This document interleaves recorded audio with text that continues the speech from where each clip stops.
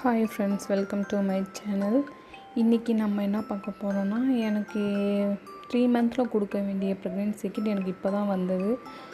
இப்போ தான் sister call பண்ணாங்க, இன்றைக்கி ஸ்டாக் வந்து வாங்கிட்டு போங்கன்னு. போய் குடுகுடுன்னு ஓடி போய் வாங்கிட்டு வந்துட்டோம்.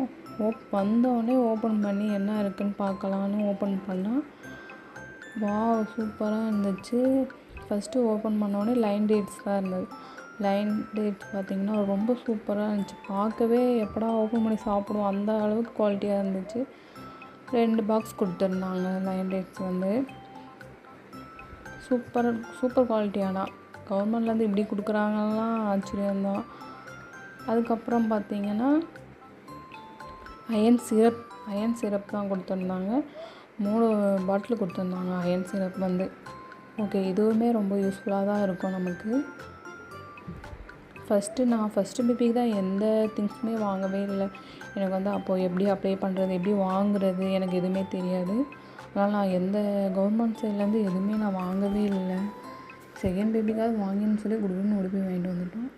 இப்போ பார்த்தீங்கன்னா இது ஒரு ஒயிட் கலர் டவல் நமக்கு கொடுக்குறாங்க.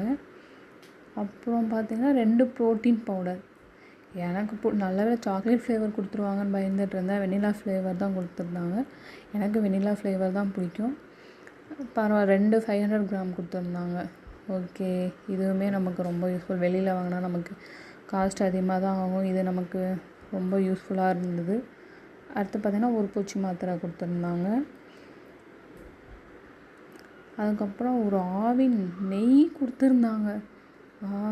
பரவாயில்ல, ரொம்ப சூப்பராக இருந்தது. அந்த நெய் பார்க்கவே நல்லா இருந்தது. அதுக்கப்புறம் நமக்கு ஒரு கப் கொடுத்துருந்தாங்க.